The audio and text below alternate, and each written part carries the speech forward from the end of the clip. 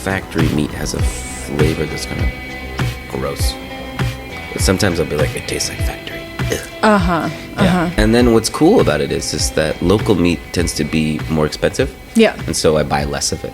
So then I become plant-based just by economic factors. Whoa. And then you buy these kind of more creative cuts, like a roast that you have to roast for a long time. Or offal. Last a long time. Or, pork, for example, is more affordable than beef, and it's also more environmentally efficient. So you kind of have a more deeper relationship with the way in which the food is manufactured, brought to your plate. So it sounds like maybe what you're saying is that the invisible hand of the market is making you a vegetarian more? Well, I'm kidding. The flip side, yeah, and I guess you could talk about how a lot of our meat is subsidized heavily. It's basically corn that's been turned into flesh. Whoa. It's oil that's been turned into corn that's been turned into flesh. It would be cheaper if we could just eat the crude oil, but we haven't figured that out. But it's being subsidized by the federal government. Yeah, which is why it's so cheap, because it's not supposed to be that cheap. Like, no, why would chicken be like $1.50 a pound? That's like ridiculous. Yeah. Yeah, it's because it's free corn. Because they can't even, they have to come up with more uses for it. They can't even, they've got more corn than they know what to do with. Okay, but is it sort of like how the way that oil then got made into plastic bags? It's like there's this whole supplement. See, I'm getting stoned just like thinking about this. A million different ways. And this is why I'll try to avoid quoting statistics. No. We're rolling. So I was going to use this, but we love statistics. Most audiences, hello out there in podcast land. Hi. I know that this is not the real me. This is a translation of my projection going through all these devices, and now you're hearing it through your device. So I hope that it approximates the person that is Matthew and the person that is Francesca, but it's not real. You're somewhere else. Enjoy your day, enjoy your life, but this is a good piece of content that can add to your present moment. Question: is our soul getting captured and taken from us to some extent by the equipment here? No, probably not. You don't think so? Maybe it's just being echoed. It's like expressed through a vibration and electricity. And I have heard though, when you travel, that it takes like across the country, it takes like 3 days to a week for your soul to catch up. And I wonder what that might mean about podcasting, but we need not really dive into that. Yeah, let's look at the data on that later. Lol, me half asleep. Hi, my name is Francesca, and this is Critical Babe Theory, and this is Matthew Menzies, a climate activist for today, what we're talking about is with Extinction Rebellion. Yes, we are many things in many places. We contain multitudes. Absolutely. Yeah, so welcome on the show. I'm so excited to have you here. It's really hot. I want to just, fortuitously or not, on the day we are recording this, the high was 89 degrees in New York City. And it is April 16th. It's too hot. It's what's that guy that raised the rent? It's too darn hot. Remember the raise the rent guy? We can't say damn. I stopped. The temperature is too damn hot. It's too damn. I stopped swearing for Lent, and And now it's part of your thing. And now I feel my curses reverberate out into the world, much like the vibrations of the podcast. And I never swear. It's only because I'm recording that I'm like, let's add a little spice to it. You don't swear? I just didn't grow up like that. Oh, okay. Which is, I guess, gosh, what a great dovetail. Can you give us, before we get into talking about Extinction Rebellion and what they are and what they do in the larger kind of climate movement, can you talk about you and yourself? Yeah. How does a person become a climate activist, a normal, everyday person? My name is Matthew. I think I'm 33 now. Yeah. I was wondering. I just turned 33 a couple weeks back. I was born on the island of Manhattan, not too far from right here on the east side, on the upper east side, Spanish Harlem. Okay. Right on the border of Harlem and the east side. I was born to immigrant parents. We are from Belize, Central America. I'm the first to be born here in New York. Very thin country. Yeah. Am I right? It's not. No, Belize. It's next to. It's the size of New Jersey. That's a good. Okay. And it only has 350,000 people. So it's a very small nation. Wow. We are Afro-Caribbean and Maya Indian are the two primary cultural groups there. Belize was formerly under the British Crown. It was British Honduras for many years. So we're a very young country. Okay. And we speak the Queen's English. Our primary export is juice. What kind? These days it's citrus mostly. Okay. Previously we were a logging colony. Logwood and mahogany. All those fancy cabinets. Mahogany is fab. It's gone now. In London, were coming from the Caribbean. Yeah, yeah.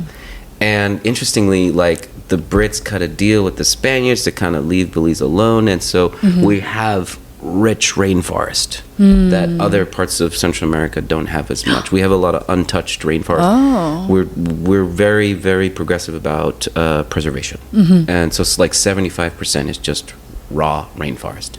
And these days, tourism is primary business. Roughly 75% population, all tourism. Right. And yeah, I go back as often as I can. Most of my family's still back there.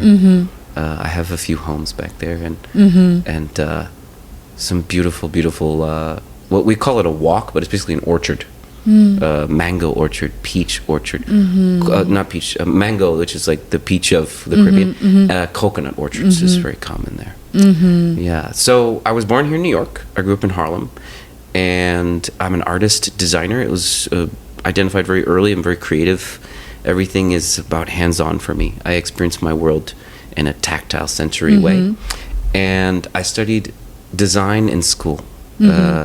And right around college, I got really interested in soil. How does soil come to be, how it's made. And I read the statistic that something like in 2050, we might run out of topsoil on Earth because of the way the food is being grown, that it's extracting nutrients out of the soil layer, and then it kind of turns to dust and blows away. Like in the Dust Bowl, what happened? Exactly, yes. Yeah. We're kind of starting to do that again because of the way agribusiness is growing corn and soybeans. And when I came to learn this, I was like, have you read this? Oh my gosh, we're running out of topsoil. Like, what are we going to do? All of the rest of my freshman classmates were like, what the fuck are you talking about? No, I think I got really into permaculture a couple years ago, and then I wanted like a no-till approach, which this is like getting pretty crunchy out there for those. We got to get right into it. I actually have a permaculture cert as well. You do? Yeah. Oh. I always tell people if I wasn't a climate activist, I would probably be growing food or making artwork. Right. Most climate activists don't choose to be climate activists. It's because we realize that there's a problem. And we have a bit of a moral drive to do something about it. Heavy as the crown. It's if I could live my life in joy and peace and not have to resist oppression, wouldn't that be great? If oppression would just go away and we could just be fruitful and multiply and be happy. Can you be fruitful and multiply without oppression, though? We'll get into it. I truly believe that maybe we can end oppression in our lifetime. In our lifetime? Absolutely. Wow. We've got to. There's got to be a way. The stakes are high. Anything is possible. Because we've had oppressive forces for millennia. It's a part of our species, right? But we have to evolve out of it. Otherwise, it could spell the demise of our species entirely. And many other species along with it. And we're going to take them all down with us. You know what there was like a new report that came out about the chimpanzees that are being studied, I don't know, somewhere. They've been studied for like 25 years. And actually what happened, the study that recently came out, and of course it's going to lose all of its funding because of the federal cuts, but that basically there was this group of chimpanzees that splintered into 3 opposing groups, and they perpetrated like the largest chimpanzee civil war ever seen by scientists or whatever. And what they found was that there was no like inciting incident. There was no lack of food. It was like just personality based. And the scientists thought it was really promising because it showed that just warfare is in our nature, regardless of socioeconomic like factors, why that would be promising, I'm not entirely sure.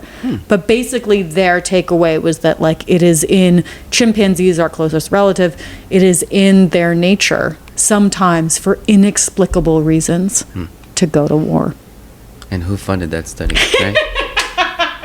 Have you studied? And then what's cool is that we're so far away from chimps, and most people in the movement, we study something called nonviolence.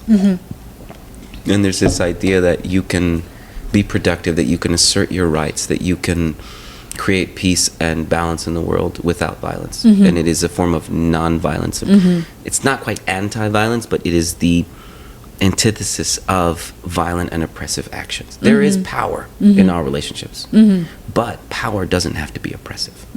There must be forms of nonviolent power, of benevolent power, of power that involves balance and communication and care. Like, for example, that between a mother and a child. Would you say that the mother is oppressing the child? No, but she's in a state of power. She has to take care of the child. I mean, in my household, it's a benevolent dictatorship. Do you know what I mean? And and it's sort of, honestly, it sort of has to be. Like, I'm clear with my girls, like, sometimes we'll do, like, straw man votes. Okay. You know what I mean? But ultimately, like, I have the final veto. Now, my children are very young, and I can understand. And you're already hosting fake elections for them, so they can get used to it. Sometimes when it's appropriate, I let democracy reign, but it's a benevolent dictatorship, which is funny because I do believe that, like, systems, the macro mirrors the minor, whatever, like, and I feel like Silicon Valley is sort of obsessed with the idea of a benevolent dictator, which is, like, so preposterous. But I guess I'm a hypocrite because I am one in my family. Wow. Let's see, we all have to hold power in different ways. Like, recently in my career, I'm gaining into, like, a management role, a leadership role, and I have to practice with all of my employees. How do I care for them, but also achieve our collective goals and set boundaries and set expectations? And there's something about how can I be caring and loving, but also firm and disciplined, and make sure that we accomplish the tasks that we have to do. Yeah. But it's hard, like, who gets to decide what are the tasks and what is disciplined? Do you know what I mean? That's what can be so challenging. It's all open to interpretation.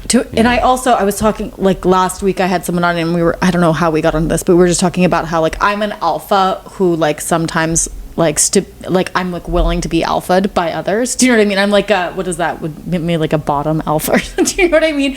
Whatever. Just thinking about this idea. But it's like, are we always going to rely? Are we both going to? This is so far-ranging. I did not want to get this far-ranging. I love it. But are we going to rely on, like, people stepping into both their highest selves, but also being allowed to step into their greatest abilities? Like, that's a lot to ask of a society, of even an individual. Yeah, I think the Earth needs it. I think our communities need it. That's the best part about being a climate activist, is you get to remind people of all the power they already have. And you get to kind of, like, open up their freedom of expression. I'll sometimes come up to someone, a volunteer, and I'll say, can I activate you? Consent is really important. And they'll be like, I guess, yeah, I want to be activated. And they'll be like, okay, let's go and do this right now. We're going to go hard over here. Join me. Right. Join us. Right. But the first part is allowing them to recognize, like, oh yeah, I'm stronger than I thought I was. In community, I have more resources than I believed that I did alone. Right. And that's where movement building happens. That's where rebellion, where revolution occurs. I think every major revolution in our species has been when a couple of people that were disenfranchised and believed themselves to be, or were told that they're nothing and that they should just go away and die, all of a sudden they were like, wait a minute, we're freaking powerful. We own the means of production. We have more numbers, and we're right. Yeah. We're on the side of truth. And then they decided to get out on the street and do something about it. And then dictators were overthrown. Right. And laws were written and constitutions were made, and human progress marched onward. But it began with a few people who believed that they had more than they initially did. There was, like, that aha moment in their brain. When you see that aha moment in another person, it's like the reason why I organize, actually. Yeah. Are you talking, is this, like, I've heard the number that's used a lot is that 3%, like, if you can get 3% of the population, is that kind of what we're talking about? Yeah. Roughly, in this case, 3% of 350 million is 10, 12 million Americans. Our systems can't handle resistance on that scale. Right. Yeah. So our systems, such as, like, the police, the oppressive systems. And then that's this kind of toppling point where all of a sudden law enforcement and elected officials, they'll ally with you. They'll join in with you because they'll realize, like, oh my gosh, this is a popular uprising. We should probably get on board. Yeah. If you can't beat them, join them. Exactly. Yeah. So there's that tipping point that we're trying to get to. 3%. And we've never gotten Extinction Rebellion is a global brand, so there are other chapters. We don't really, it's all decentralized, but other chapters around the world, and no one's ever gotten 3%. It's always less than 1%. But that's 1%. Been sufficient. I want to read the actual, I don't know if you know it verbatim, so I thought I would. Okay, so Extinction Rebellion was founded in 2018. It calls itself a global movement that uses nonviolent civil disobedience in an attempt to halt mass extinction and minimize the risk of social collapse. Or do you no longer agree with that? NCR, I'm just looking at that just was the most succinct. I did and then it's referencing that Easter action that I did. Yeah. Which made me cry, actually, reading about it. All right. I was very moved. So can I bring that action up? Is that all right? Yeah, sure. Use this to halt mass extinction. Yeah, okay. Do you feel like that's a good definition of what Extinction Rebellion is and does and what they're... Yes, we are primarily just an awareness and education platform. Okay. To raise awareness around what's happening with the climate. Yes, the philosophy is that if more people are aware that the climate crisis is very real and that it's coming a lot sooner than most people would imagine, they'll be able to do something about it. It decentralized. All the communities will be able to activate and do other things about it. And then the fabric of movement change will be woven. So we're just one of many groups that is shouting into the world, hey, there's a climate crisis. Please do something about it. Act now. A voice shouting in the wilderness, so to speak, you could say. Well, it seems that we'll talk about it maybe in the second half, but it seems that the government might have heard us. Really? Oh, yes. Oh, certainly. Certainly, we shall talk about that later. So how did you get involved with Extinction Rebellion? We were talking about passion for soil and passion for growing food and plants. And at one point, I was working in food education and distribution and with a city nonprofit who shall not be named. And at one point, I was working in the New York City Compost Project to make more local soil. And it was exciting. We were driving around town, collecting food scraps, educating people. And then Mayor Adams got elected and he defunded all of our jobs. And they told us, it was like a whole department, 15 of us. They were like, June, you're gone. Boom, that's it. Oh, and you mean Eric Adams now the Albanian? You mean? Did you hear about that? No, he's become an Albanian citizen. He's good for him. I know. With his tail between his legs. Go where it's warm. That's what we say. I do want to put in a plug for composting. Composting has a huge effect on greenhouse gases because food that's put into the trash that goes into landfills creates a huge amount of methane, which as a greenhouse gas, it just causes it's basically worse than other ones. It's more concentrated. So a very simple action you can take, and especially if you live in New York City where we have free compost, street. It's very easy to just keep compost. And that's doing a huge amount for the environment. And the trick is to keep it in your freezer. So that it doesn't spoil and vermin don't get to it. And at one point we were doing, tons every week. We were reporting our numbers and things were incredible. COVID actually was a boom for compost because everyone was stuck at home. And they were like, what do I do with all this trash, all these food scraps? And it's quite meditative. So I was working in the compost project. We all got laid off and I was so upset seeing how dysfunctional the city government was and how little they were doing to address the needs of the people. And right around that same time, XR was leading a rebellion they were calling Occupy Park Avenue. Okay. This is funny because I was born off of Park Ave, but way uptown. Right. And I was like, yeah, Park Avenue, that's where all the billionaires live. I want to go there. I want to get out in the street. And I did some of their training, and I started doing a lot of their educational talks. The transitioning from talking about food and soils to talking about climate was pretty easy.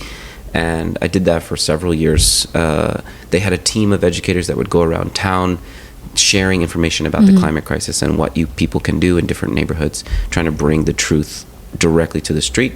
And I never looked back. It's been a few years now, and we've done many actions. We've done many projects.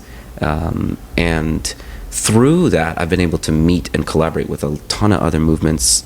Shout out to all of the incredible direct action groups that are here in New York, as well as around the region and abroad. We always say it's not as if one specific brand or movement is the answer. Right. They're all good. Right. It's best that you just get involved with something and find what's most convenient and local for you. And speaks to your heart. Exactly. And different movements have different tones. Sure. And I mean, I think awareness is up across the space. People are aware that there's a climate crisis. They're aware that there's fascism coming to take their rights away. And it's more so about engagement. We want to try to capture more engagement. We want people to actually do something, sign up, go to the thing, make friends with the other person, and create connections. Because what's a great antidote to nihilism is action and involvement. Absolutely. Apathy actually is the hardest thing to get through. I particularly in young people, we're seeing it, that they're just kind of resigned to our fate, which is not the case. There's so much more time to fight and resist and create and grow things. We're not quite there. Like, it's funny how much of our storytelling is all apocalypse driven. Yeah. But we're so far from the apocalypse. Yeah. And we've got so much time to turn the ship. Also, a lot of nations might start injecting aerosols into the sky, which maybe will buy us a little more time or could bring further disaster. Yeah, it's a lot of different. I just they're gonna start doing it. I mean, that's the thing that also is about raising awareness with climate change is this is where I don't get, I mean, what do I know? Because I'm not on the ground there. But if I think of middle America, red state America, where, the Republican Party is a climate denial party. That's one of their foundational beliefs. But if I'm a farmer in Nebraska, I think I'm pretty clear that the weather's been a little crazy. Yeah. Do you know what I mean? I guess there's a certain point, you can't really just keep it in the bag, we all live in the weather. Yeah, there's a certain amount of cognitive dissonance, The ostrich buries its head in the sand. But it's 88 degrees outside. I suppose it's if you have a problem and you don't have an immediate solution, and it's better to just pretend the problem isn't there. Right. It's like paying your taxes or filling out that form that you forgot to fill out, and you're just just go away. I'd rather just keep working and keep living my daily life. But I do think that eventually they won't be able to ignore. And what's cool is, but also unfortunate, that is the weather is getting erratic, and I think it's building awareness. It is building awareness for more people across the regions. They're starting to realize something is wrong. That storm was pretty rough. Or all the deep freezes happening in the south. Right. Places that can accommodate what's happening. Recently here in New York, we had the Chinese lantern fly decimate a large portion of the stone fruit population. Right. And I think a lot of upstate New Yorkers, maybe they're more middle of the road, they're more conservative leaning, and they're nope. Those lantern flies came, and it's because it was too hot. Yeah. And their population exploded, and they had 10% crop failure. Yeah. And no one talked about it, didn't go in the news much, but because I go to my local farmers market, I heard about it, I talked to farmers about it. And so, of all people, I think farmers are one of the working class folks that will be most concerned and considered around what's going on with our weather. Yeah, I mean, also, just the joy with which I saw children stomping the lantern flies, I just want to say, was people were got the bloodlust because they felt so good about it. They felt juicy. Totally they're juicy. Design wise, though, they're fab. I'm really into their aesthetics, but that doesn't mean I feel good about them being here. You know what I mean? For those that don't know, it's a fly the size of a quarter with a ladybug pattern on its wings. It's got red with black dots. But this ashy gray too. Yeah. It's tree and they just chic. Devour the trees because our northeastern trees just have no defense against this. But here's the thing I'm always thinking about, which is has it all just gone too far? We've introduced invasive species all over the world. Hawaii, I think of Hawaii, what is the word? Endemic species. Hawaii has all these endemic bird species that are being wiped out. I just wonder and this is, I understand this gets into some kind of sick nostalgia, purity mindset that's not helpful, but part of me sometimes is is the system so polluted and far gone? Are there PFAs everywhere? The corals have been bleached. I'm like, are we just at system reset? No. Okay. Yeah, let me talk to you about that. So, like, a bit of my backstory. Belize has the largest piece of coral reef in the Western Hemisphere. It's one big chunk. It's the length of our coastline. Okay. The coral reef traditionally provided much of the food source for the Caribs that resided there. And I grew up swimming in that reef, diving in that reef with my father. And it's a magical wonderland down there. It's gorgeous. And recently, maybe in my 20s, when I went down to dive again, much of it was dead, bleached. Right. And you just see this kind of like, what once was vibrant and full of life is now it kind of like looks like chalky, like sand. Yeah. And motionless, kind of quiet. Right. And there's the beauty of coral is that it does know how to regrow.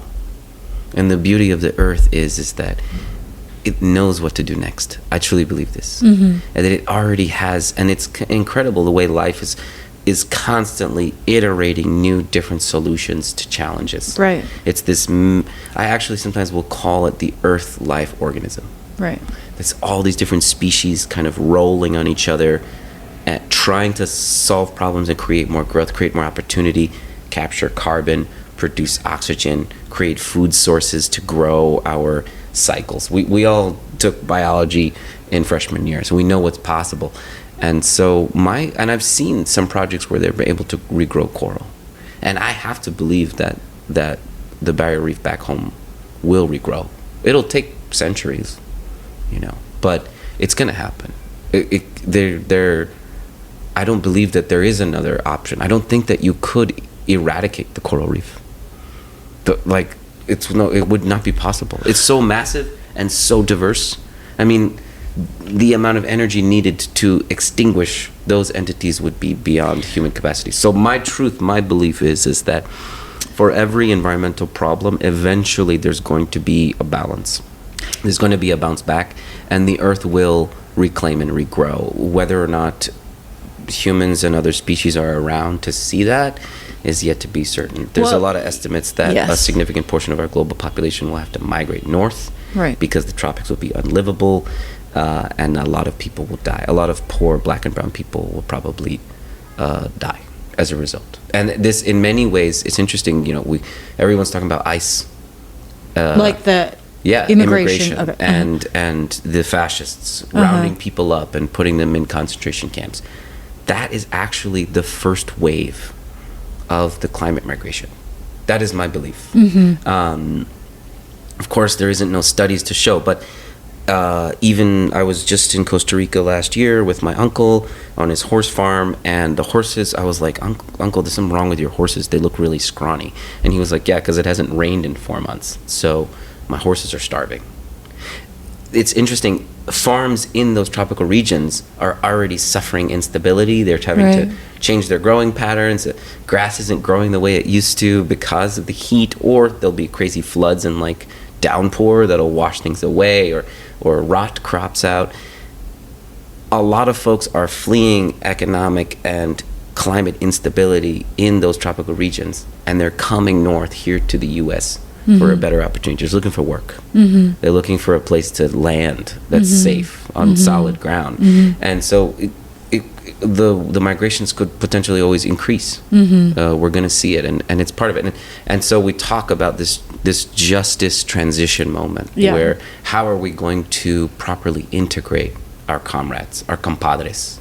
How are we going to create a new system of governance that welcomes them, that activates them, that brings them into a state of power and joy with us? Who's we in this situation? We is the crazy experiment that we call the United States of America. Oh, you're talking about the government of the United States of America. Yeah, but we're governed by the people, by the people. So the technically, people. We're supposed to come up with an idea.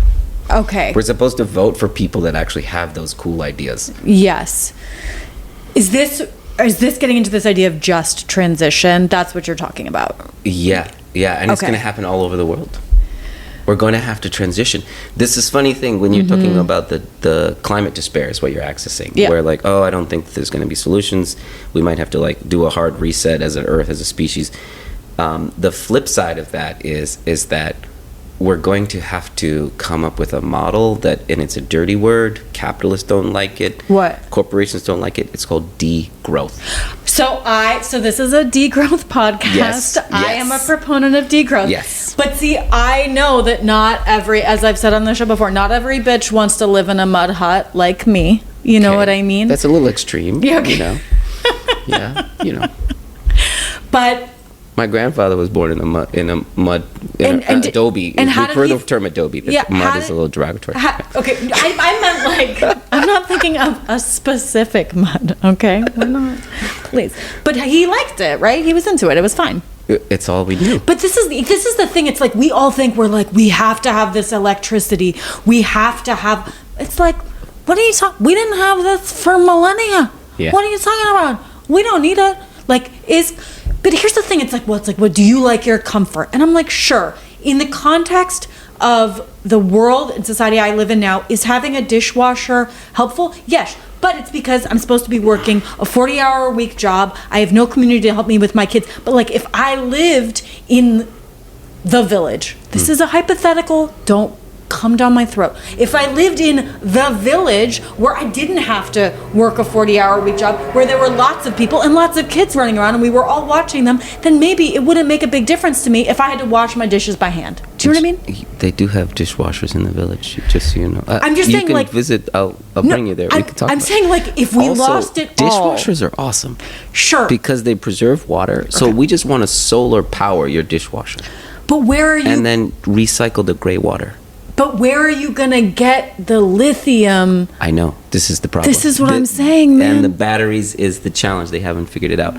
There was just a study that Japan put out that they were able to reclaim 90% of the lithium in a spent battery. Really? So we're going to figure out a way to get recycled batteries. We're going to start going through the landfills. But see, I'm so degrowth. I'm kind of just like, but I'm also a Luddite. So I don't like technology. I'm fundamentally distrustful of all technology.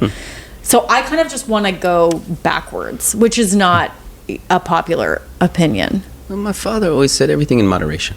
There's probably a few things in our daily life that we could probably make adjustments to, and it could have really positive impact on our world.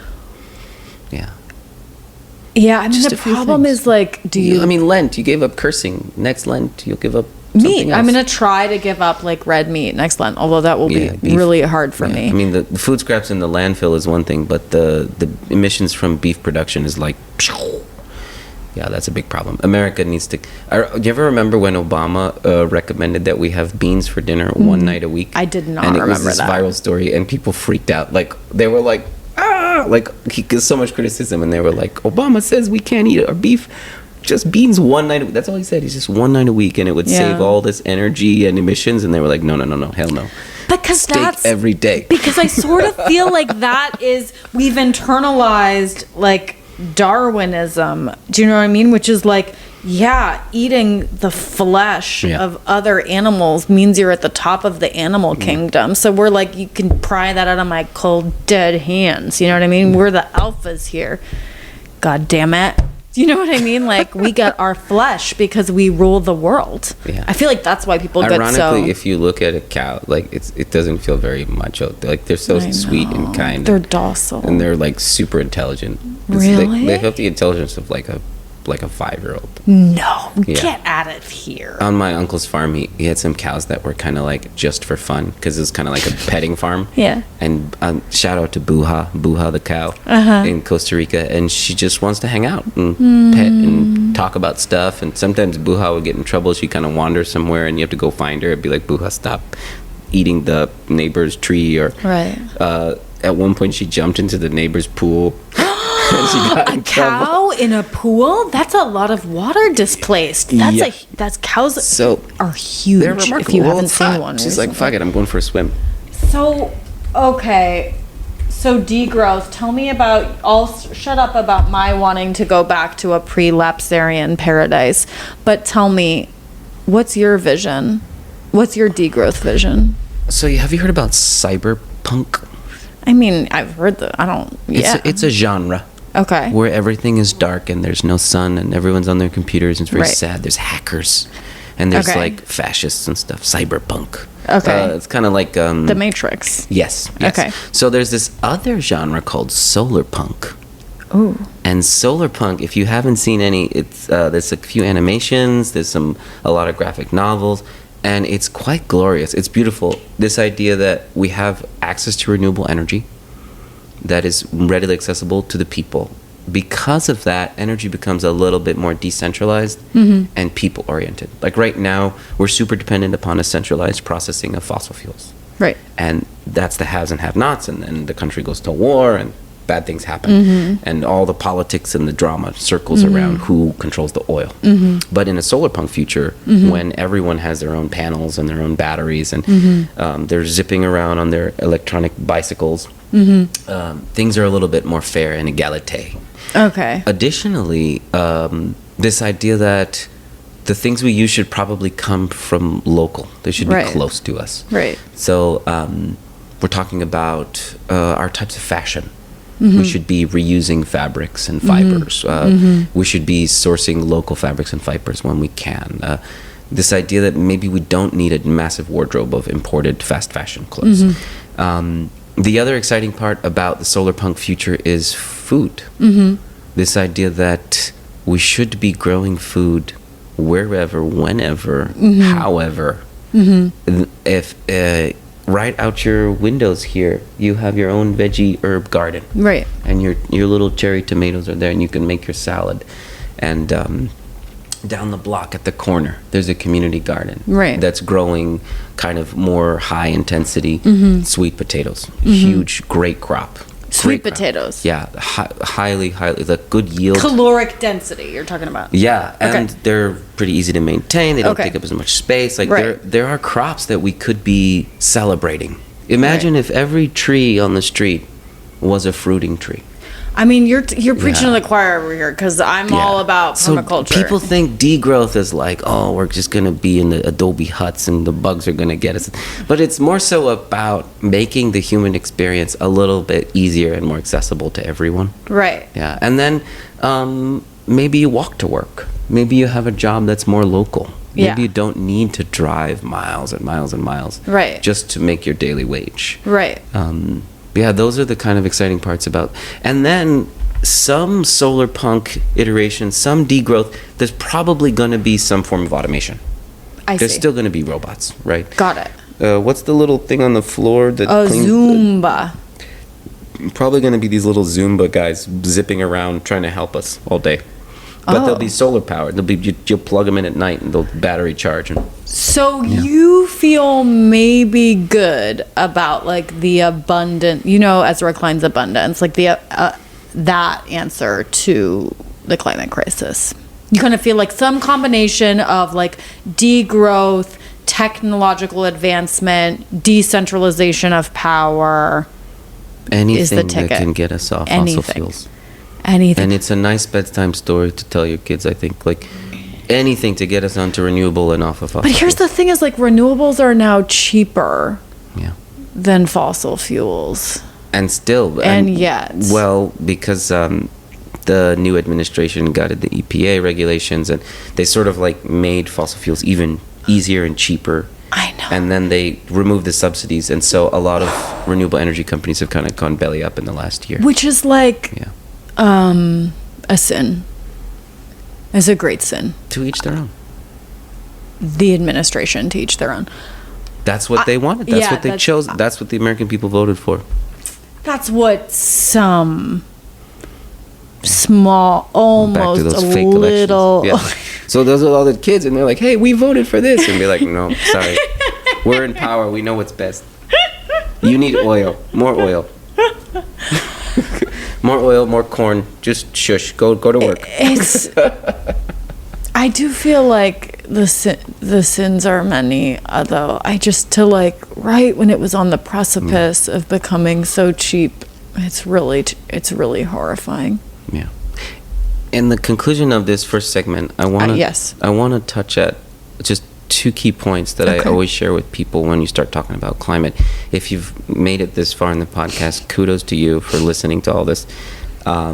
It's tough. It's tough to consider the scale of the challenges that our species face, right, and to sit around and dream up different possibilities and solutions. But the first thing I always tell people when I get up in front of the room is the climate crisis is not your fault. It's not the individual consumer's fault. You have been given a certain set of options in your daily life, and it is really hard to divest from some of those selections. And the harmful selections are mixed in with all the rest. And so you have no idea. You go to the store, like it's totally this sensory experience created to be opaque, right, and tricky and confusing, and then you're forced to pay taxes. You can't not pay taxes, even though your taxes go to all of these harmful projects, right? So there's it's not your fault. It's not the individual. The climate crisis is being propagated by the oil and gas industry and their lobbyist control of the electorate, in combination with a bunch of banks. In this case, Citibank, Chase Bank, Wells Fargo, Bank of America, Toronto Dominion. The big eight are these banks that are funding and investing in fossil fuel expansion.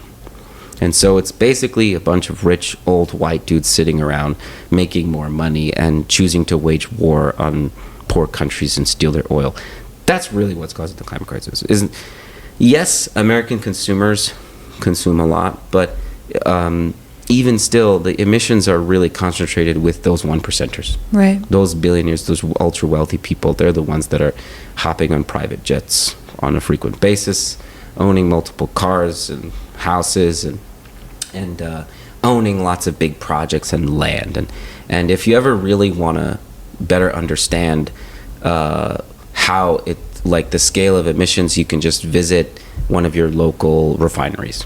You could probably Google, there's probably a refinery within a couple 100 miles of where you live, and you can see the way the crude oil is turned into different forms of petrochemical product.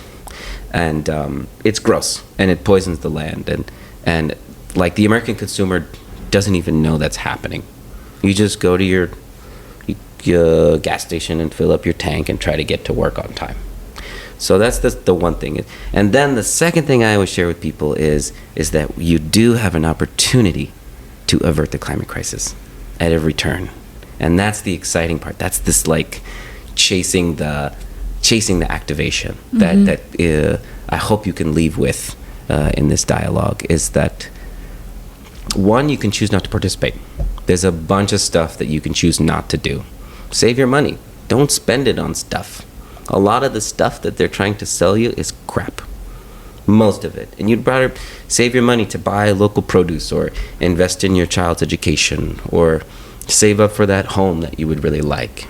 We need safety. We need balance. We need community in our lives. Invest in your local not-for-profit, or volunteer your time. Your time and energy is worth way more than any dollar amount. And the movement welcomes people that are willing to kind of roll up their sleeves, try something new, get dirty, get hands-on, and create a project. So that's kind of the dichotomy. It's not your fault, but you get to do something about it. And what's cool is that the oil and gas industrial war machine is a really easy, it's like a punching bag. Like, it's not a target that's trying to dodge. Yeah. It's just sitting right there. So you have a lot of opportunity to practice. I'm doing a little, if you're not watching, it's a little punching moves here, a little uppercut, a little side cut, a little hook. Like, you get to be dynamic and creative with your work, with your daily life. That is the beauty of activation. So I just hope we can leave with that. That's very moving. Yeah. I'm moved. I never say that.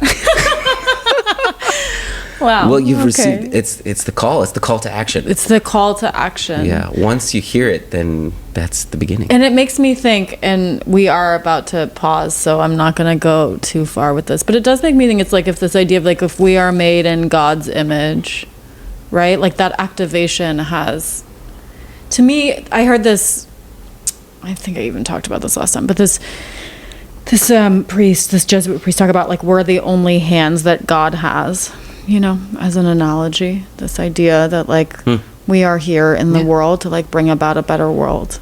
Yeah. And it's like to be the hands of like some egalitarian change and betterment for all is like it's a good feeling, you know, and like is life affirming. Yeah. You know, and that's what I'm trying to affirm my life. You know what I mean? In our native tradition, we say we are the answers to our grandmother's prayers. We are the dream weavers for our granddaughters' futures. Yeah. Yeah. Okay. Even more moving. Okay, so we're going to take a short pause when we come back. Shout out to the grandbabies. This is Critical Babe Theory. If you want to hear the second half of this talk, you can go to patreon.com/Critical Babe Theory. And when we come back, we will talk about the big, bad, scary feds and how they're trying No, we'll talk about that and how they are trying to oppress you and the changes you want to see in your United States of America. So we'll be back in a minute.